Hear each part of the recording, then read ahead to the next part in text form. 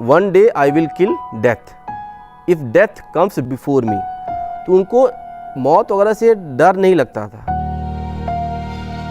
वही aggressive spirit, वही never say die attitude जो हम एक परफेक्ट आर्मी मैन में देखना चाहते हैं। अगर खुद को साबित करने से पहले मुझे मौत आ गई, कसम से मैं मौत को मार डालूंगा।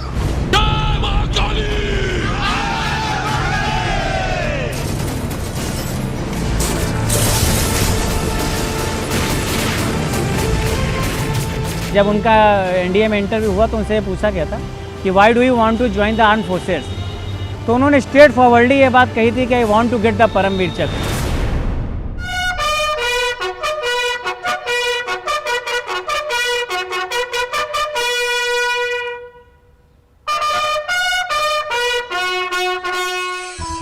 वो हम खुद खत्म कर देंगे और शिव साहब को हम अपना विक्ट्री साइन बता देंगे कि हमने खत्म कर दिया और टास्क कंप्लीट हो गई है। लेकिन उस यंग लड़के का देखो कितना तगड़ा सेंस ऑफ रिस्पॉन्सिबिलिटी था। उसने सबको बताया कि नहीं, कमांडिंग ऑफिसर साहब ने मुझे जो है ड्यूटी सौंपा है कि इसको ख़त्म करना है। और उस जवान ऑफिसर ने विदाउट हेजिटेशन क्रॉल करके नज़दीक बंकर की तरफ बढ़ने लगा।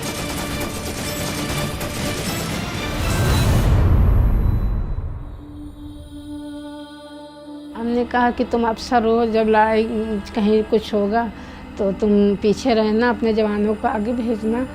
तो कहने लगे मम्मी जहाँ पर जैसे हम और आप होंगे तो जहाँ कोई मुसीबत होगी तो आप आगे जाओगी कि हमको आगे कर दोगी। तो हमने कहा नहीं हम जाएंगे। तो कहे वो जवान जो मेरे बच्चे की तरह हैं और जब लड़ाई होगी तो हम आगे रहेंगे, अपने बच्चों को आगे क्यों भेजेंगे। तब मेरी समझ में आया इनको देशभक्ति के लिए और अपने जूनियर के लिए कितना प्रेम है।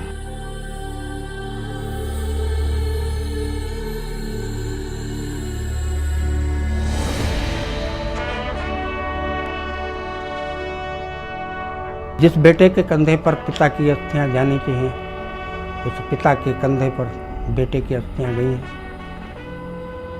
दुख का कोई सीमा नहीं है दोनों के हमारे, लेकिन साथ साथ में गर्व भी है कि हमारे बेटे ने बहुत चंद्र समय में इतिहास में अपना नाम अंकित करके और समाज की सेवा करी और देश की रक्षा करते हुए अपने प्राणों का उत्सर्ग कर लिया।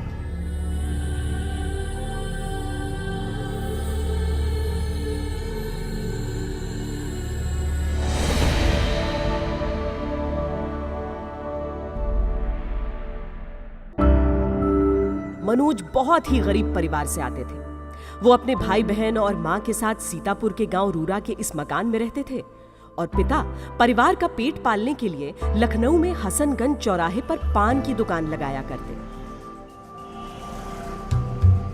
गरीबी देखी थी और अपने भाइयों को बताते थे कि भैया पढ़ाई में मेहनत करना, पापा का पैसा वेस्ट ना जाए, इतनी पढ़ाई करना, जो पापा पैसा इतनी मुश्किल से लगा रहे हैं उसको वेस्ट मत जाने देना। खुद उनको जो है अंदर से ये था कि कहीं से पापा को परेशानी ना हो हमारे पढ़ने में, यदि उनको दिक्कत हो रही है तो अपने कम से कम में काम कर लेते थे। यदि हम देते थे उनको कि स्कूल चले जाना, रिक्शे से जाना तो अपना पैदल चले जाते थे, रिक्शे से पैसा बचा लेते थे। मनोज छोटे थे, परिवार की कमाई में कोई योगदान नहीं दे सकते थे, लिहाजा अपनी जरूरतों को ही छोटा कर लेते थे। 2.5 साल के थे तो हम लोग मेला गए थे, तो हमने कहा कुछ लेना हो तो ले लो। तो कहने लगे हमको बांसुरी दिला दो मम्मी। बहुत छोटे थे तब की बात है। भुइया देवी गए थे मेला, नहीं होता वहाँ शीतला मंदिर में, तो वहाँ से बांसुरी लिया था। वो बांसुरी अभी भी कहीं रखी होगी। उसको जब जैसे कहीं जाते थे, बड़े हो गए, छोटे पर से बजाया करते थे, खूब अच्छी बांसुरी बजा के हम सुनाए। तो हम कहे तुम इतनी ये जो है 3-4 रुपया की बांसुरी ले आओ, इसी में सारा दिन बिजी रहते हो, बजाया करते हो, जब टाइम मिले उसी में लग जाए। जिस गरीबी में कैप्टन मनोज पांडे का बचपन बीता था, उन परिस्थितियों में कोई भी इंसान व्यवस्था से या तो हार जाता या दिन रात व्यवस्था को कोसता रहता। पर मनोज ऐसे थे जिन्होंने व्यवस्था को बदलने का हौसला रखा। पिता बताते हैं कि मनोज को बचपन से एक ही धुन सवार थी, वो सेना में जाना चाहते थे। स्कूल में वो हर विषय में अव्वल रहते उनके नंबर इतने अच्छे थे कि हमेशा स्कॉलरशिप मिली, पर उनकी सारी की सारी मेहनत केवल इसलिए होती थी कि एक दिन वो आर्मी ऑफिसर बन पाए। उनका मेन जज्बा था, उनकी यही एक सोच रहती थी कि सिविल में तो सब लोग सर्विस कर लेते हैं और मैं भी कर सकता हूँ, लेकिन मैं जो आर्मी में मिलेगा तो हम जाएंगे, वरना तब हम करेंगे। हर खेल में सैनिक स्कूल में बहुत तेज थे, हर खेल को खेलते थे, सबसे आगे रहते थे। जो भी मीटिंग वहाँ पर होती थी उसको बढ़ चढ़ के, उसमें स्कूल के अलावा भी कोई कार्य होता था विद्यालय का तो उसमें बढ़ चढ़ करके हिस्सा लेते थे। ऐसी दशा में उनको जनरल नॉलेज की बातें उनके पास काफ़ी थी।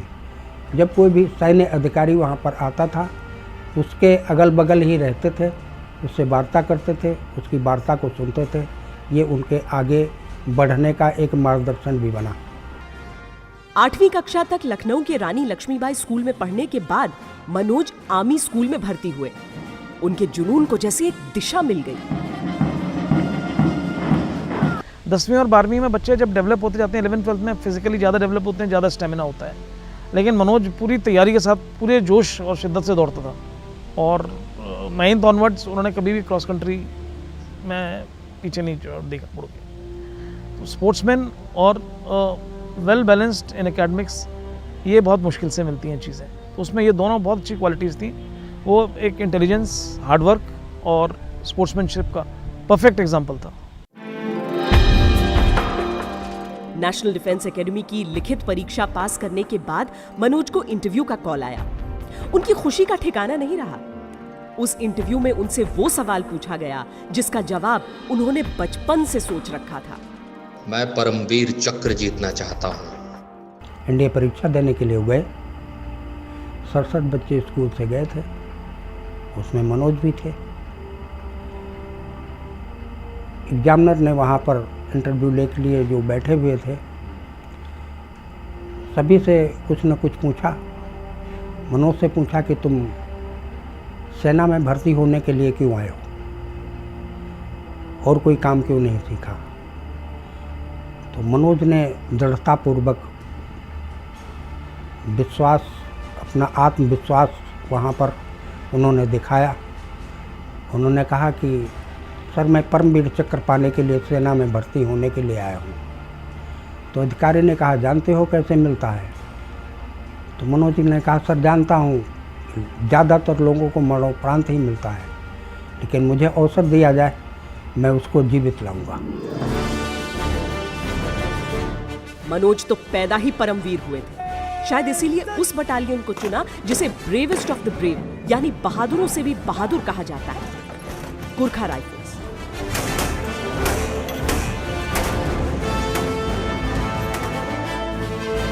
6 जून 1995 को उन्हें 111 गुरखा राइफल्स में कमीशन कर लिया गया।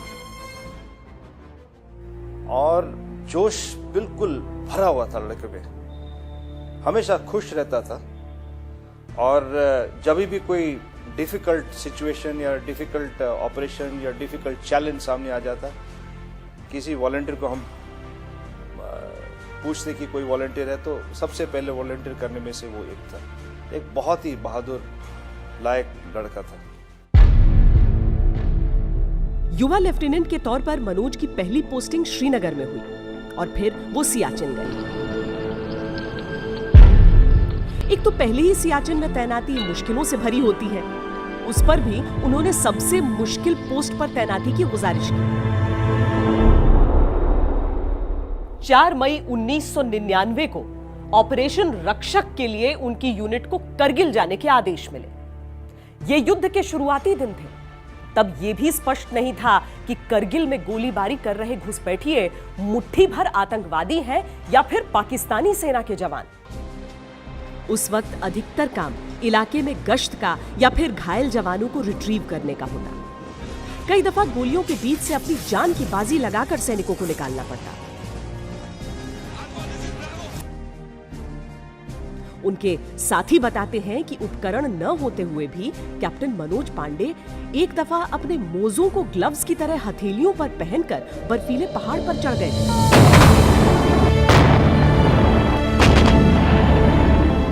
युद्ध क्षेत्र से घर पर संपर्क आसान नहीं होता।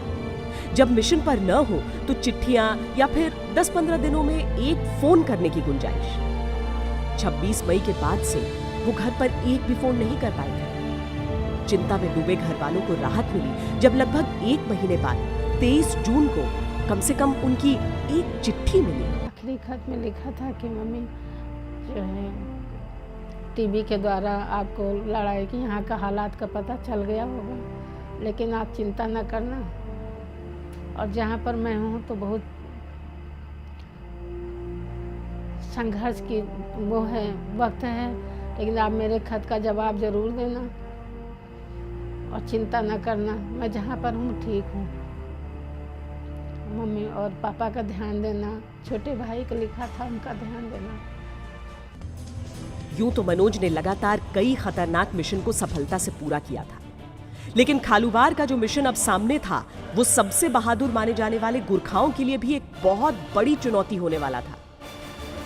से माउंटेन्स में जो वॉरफेयर होता है ना, वो थोड़ा अलग किस्म का होता है। बिकॉज माउंटेन्स में सिर्फ दुश्मन से नहीं लड़ाई होती है। माउंटेन्स में आपके 3 तरीके के दुश्मन होते हैं। एक तो दुश्मन होता है ऊंचाई, पहाड़ी, चढ़ना पड़ता है ऐसे बिल्कुल ऑलमोस्ट 80 डिग्रीज इंक्लाइन, वो भी पूरे लदे हुए अपने सामान, आर्म्स, एमुनेशन के साथ।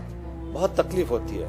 और हाई एल्टीट्यूड में जाके क्या होता है कि ऑक्सीजन की मात्रा कम होती है। हमारे गोरखे लोग, because we are used to the mountains and we are mountain people, तो हम इतने यूज्ड टू होते हैं और माहिर होते हैं कि वो आराम से चलते हैं।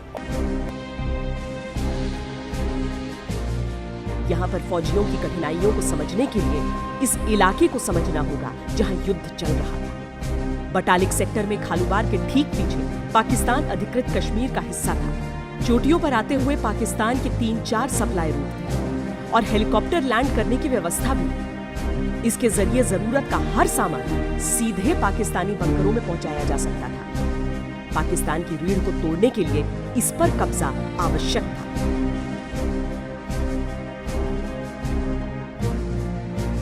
इसमें काफ़ी सारी रेज लाइन्स थी जो हमारी तरफ आ रही थी। जुब्बर था और 3 रेज लाइन्स थी जो कि कालूबार था, और 3 अदर रेज लाइन्स थी जो बहुत बड़ी बड़ी थी। खालूबार पोजीशन एक ऐसा अहमियत रखता था कि वो बिल्कुल पहले तो दुश्मन के जो डिफेंसिव पोजीशन था उसके बिल्कुल हार्ट में था, उसका बिल्कुल हार्ट था उसका। खालूबार में हम बैठ जाते तो उनका सप्लाई लाइन भी जो उधर से आने वाला था रास्ता, वो भी बंद हो जाता। तो उनके लिए एक बहुत ही क्रिटिकल पोजीशन था वो, और हम वो समझते थे, इसीलिए हम खालूबार में कब्जा करना चाहते थे। बहुत ही मुश्किल काम था वो। 2 जुलाई को कैप्टन मनोज पांडे की यूनिट 111 गुरखा राइफल्स को खालूबार से दुश्मन की पोजीशन क्लियर करने का आदेश दिया गया। यूनिट के कमांडिंग अफसर कर्नल ललित राय खुद जवानों की अगुवाई कर रहे थे। युद्ध के मैदान में आमतौर पर इतने सीनियर अफसर खुद मोर्चा नहीं संभालते, पर कर्नल राय तो सिपाहियों से आगे पहाड़ पर चढ़ जाते थे। लेफ्टिनेंट मनोज भी अपने अफसर से बहुत प्रभावित थे। संघर्ष में जीत की बारीकियां उनसे सीख रहे थे। 22 ग्रेनेडियर्स की चार्ली कंपनी गुरखाओं से पहले खालूबार पर भेजी गई थी। 3 दिन तक उनकी कोई खबर नहीं लगी। तीसरे दिन उनकी ओर से मदद का एक सिग्नल आया। मौके की नजाकत को देखते हुए कर्नल ललित राय ने दिन के उजाले में ही मिशन का बीड़ा उठा लिया।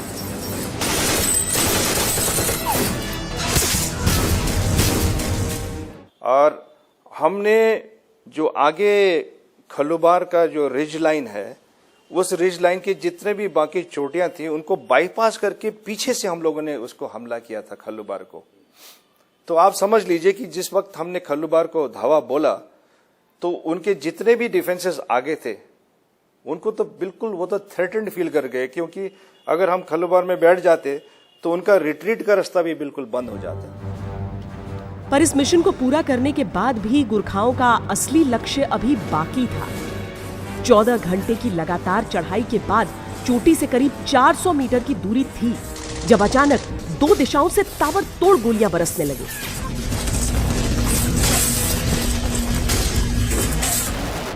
पर अब न तो रुकना विकल्प था, न ही पलटना। सामने से आती गोलियों से बेपरवाह गुरखा आगे बढ़ते रहे।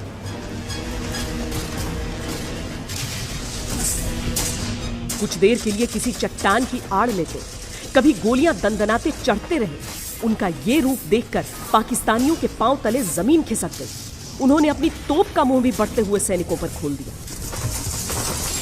जो ही हम करीब आ रहे थे टॉप के, तो उनको समझ में आ गई कि जो बात कि अगर वो कैप्चर हो जाए इलाका, तो ये कंप्लीट वहाँ का जो बैटल है उसका टाइड ही चेंज कर देगा, और उनके लिए वो बहुत ही वाइटल एरिया था। इसलिए जब हम नज़दीक पहुंचे तो उन्होंने एडी गन से भी हमारे ऊपर फायर करना शुरू कर दिया, और ये एडी गन जो है almost 1000 rounds a minute fire करती है। ऐसे इतने सारे मशीन गन्स हमारे ऊपर जो है उन्होंने फायर करना शुरू कर दिया।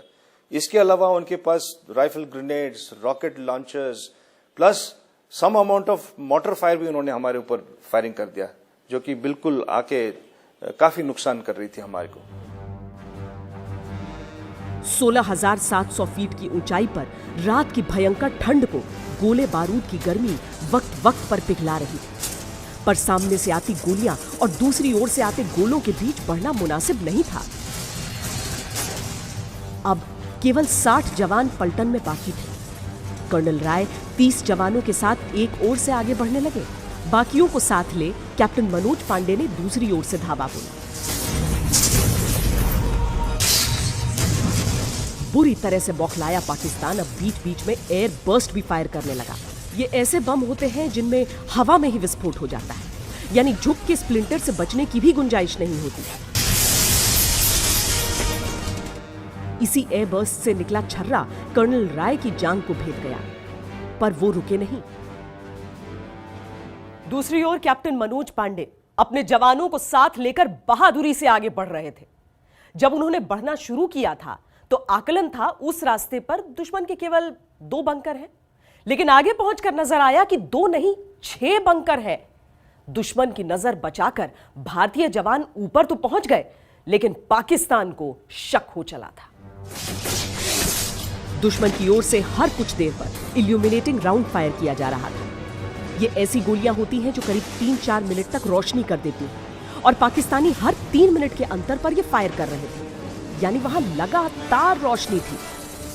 अगर कैप्टन पांडे रुकने का फैसला करते तो सवेरा हो जाता।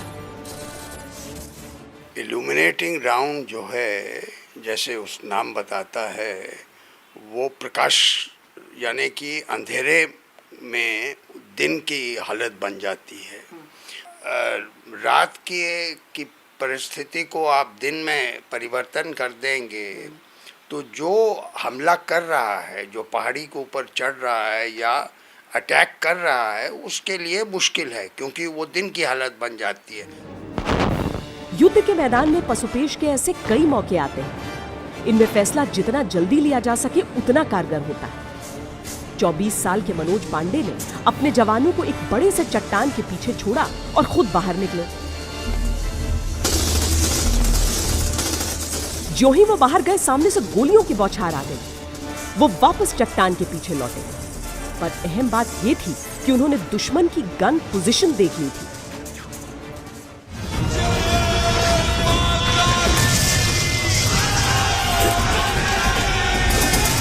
अपने युद्ध घोष के साथ वो फिर बाहर निकले। जैसा सोचा था, सामने से गोलियां फिर बरसी, पर उनकी आंखों ने निशाना देख रखा था। बंदूक की गोली सटीक लक्ष्य पर लगी। मशीन गन के पीछे बैठा पाकिस्तानी वहीं ढेर हो गया। कैप्टन पांडे को कंधे और पैर में गोली लग गई, पर घायल होने के बावजूद वो अगले बंकर की ओर बढ़े और ग्रेनेड फेंककर उसे भी शांत कर दिया।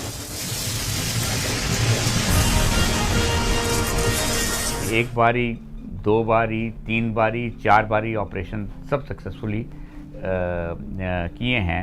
ये उसका 5वां ऑपरेशन था। शरीर में गुथी हुई गोलियों के दर्द पर तो काबू कर रहे थे, पर छलनी शरीर से खून तो लगातार बह रहा था। कैप्टन मनोज पांडे तीसरे बंकर में पीछे से घुसे तो देखा 2 पाकिस्तानी गुरखा जवानों पर गोली चलाने वाले थे। उन्होंने फौरन अपनी खुखरी निकाली और उन दोनों की गर्दन काट दी। अब तक उनके शरीर से इतना खून बह चुका था कि सीधे खड़ा हो पाना भी मुश्किल हो रहा था, पर उन पर तो जैसे धुन सवार थी। कैप्टन मनोज पांडे अब आखिरी गन पोजीशन की ओर बढ़े। उन्होंने बंकर के भीतर ग्रेनेड उछाला, पर ग्रेनेड के गिरने और विस्फोट के बीच जो 3-4 सेकंड का फासला होता है, उतनी देर में 3 गोलियां कैप्टन मनोज के हेलमेट को चीरकर उनके सर को भेद गईं। जिस योद्धा ने अपनी हर एक सांस पर मातृभूमि का नाम लिख दिया हो, वो जाते जाते अपने सैनिकों को विजय का आखिरी आदेश सुना गया। एक बर्स्ट फायर आया उधर से, बंकर से पाकिस्तानियों का, सीधे 3 या 4 गोलियां इधर आई उनके स्कल पे। लेकिन गिरने से पहले मनोज पांडे की सेंस ऑफ रिस्पॉन्सिबिलिटी और जो है लीडरशिप का वो देखिए, उसने कहा न छोड़नो। मतलब आदमी की जान जा रही है और लड़का फिर भी कह रहा है कि इनको मत छोड़ो। लड़के तो उन्होंने अपना खोखरी निकाला और उन्होंने चार्ज कर दिया और चौथा बंकर को भी कंप्लीट कर दिया। गोरखा जवानों की हिम्मत को उनके गुस्से ने 100 गुना बढ़ा दिया। उस रात एक भी पाकिस्तानी को चोटी से जिंदा भागने का मौका नहीं मिला। दुश्मन को चुन चुन कर मौत के घाट उतार दिया गया। जब हमने खलुबार पे हमला बोल के हमने खलुबार को कब्जा किया, तो इसका असर ये हुआ कि जितने भी डिफेंसिव पोजीशंस थे उस इलाके के, वो अनटेनेबल हो गए उनके लिए। वो उनको नहीं होल्ड कर पाए फिर लॉन्ग, क्योंकि एक अगर दुश्मन आपके पीछे बैठा है तो आप कभी सेफ फील कर ही नहीं सकते। तो आपने जितने भी डिफेंसेस उसके आगे वाले और सामने वाले थे, उनको तो हिला ही दिया। वो तो पूरा रिट्रीट करने और भागने में शुरू कर गए। हिंदुस्तान का एक और वीर सपूत चोटी पर तिरंगा लहराकर तिरंगे में लिपट कर लौट रहा था। हमको एक दिन पहले पता चल गया था उसको कुछ लग गया, चोट लग गई या कुछ हो गया। पता नहीं मेरा दिल कहाँ से, हमको ये लगा कि जो है हम सो रहे थे, कहीं ये लड़ाई हो रही है। हम उसको देख रहे हैं कि लड़ाई में बैठे हुए हैं। वही हाफ शर्ट सफ़ेद और पैंट ग्रे कलर की पैंट देखी, अब बंदूक लिए हैं और बस गोली आके इनको लग गई है। तो हम उठ के बैठ गए, रोने लगे। हमने कहा अरे ये सब हम क्या देख रहे हैं, क्या हुआ? तो इतने में बेल बजी, तो हम कहे कि कौन आया देखें। देखे तो भाई अफसर सब खड़े थे। मैं शहादत तो वहाँ जो बॉडी लाया था वहाँ से लेफ्टिनेंट अच्छे चंद्रन थे, उस समय लेफ्टिनेंट थे, वही इनकी बॉडी लेकर के हम उसी एयरपोर्ट पर आए थे। कैप्टन मनोज पांडे युद्ध क्षेत्र से घर वालों को अधिक चिट्ठियां भी नहीं लिख पाए थे, पर जब उनकी लिखी डायरी घर वालों को सौंपी गई तो मां का कलेजा तड़प उठा। उन खूनी सरहदों पर कहीं बैठकर मनोज ने अपनी मां के बारे में एक कविता लिखी थी। उस डायरी में जब आप जाएंगे तो उन्होंने अपनी मदर के लिए एक पर्टिकुलर 2-4 पेजेस अलोकेट किए हैं कि what he has a thought for a mother. ऐसे मदर को भी बताया है, एज ए फ्रेंड को बताया है, as a leader, as a boss क्या होता है, हर एक पे उन्होंने कमेंट्स अपने लिखे हैं। मनोज दोस्तों या परिवार वालों के बीच कभी इतने भावुक नहीं दिखे थे, पर इस योद्धा के दिल का हाल उनकी कलम ने बयां कर दिया था। युद्ध क्षेत्र से उन्होंने एक आखिरी चिट्ठी लिखी थी अपने इस दोस्त के नाम। अंतिम चिट्ठी जो मनोज पांडे जी की मुझे मिली, उसमें सबसे इम्पॉर्टेंट चीज़ जो मुझे लगी है कि मनोज पांडे जी अपना लेटर पूरा कंप्लीट करते हैं, वॉर के सिचुएशन के बारे में बताते हैं, थोड़ा फुल्का जो भी आइडिया देते हैं, फिर थोड़ा बहुत अपने फैमिली रिस्पॉन्सिबिलिटीज़ को बताते हैं कि ये कुछ मेरी रिस्पॉन्सिबिलिटीज़ थी अपने भाई के लिए, अपने माँ बाप के लिए। तो कहे कि उसमें आप थोड़ा सपोर्ट जो कर पाना ज़रूर करना। मनोज का लिखा एक एक शब्द आज उनके परिजनों ने सहेज कर रखा है, कुछ प्रेरणा के लिए, कुछ हौसले के लिए। मनोज ने एक जगह लिखा था, कुछ लक्ष्य इतने नेक होते हैं कि इनमें असफलता भी यश लेकर आती है। पर अपने प्राण देकर भी कैप्टन मनोज अपने लक्ष्य में सफल हुए थे। अपने लिए, अपने परिवार के लिए, पूरे देश के लिए यश लेकर आए थे। कैप्टन मनोज पांडे ने सेना में भर्ती होने की वजह ही बताई थी, परमवीर चक्र जीतना। उस शूरवीर ने बहादुरी का यह सर्वोच्च सम्मान हासिल भी किया, बस उसे लेने के लिए इस दुनिया में नहीं थे।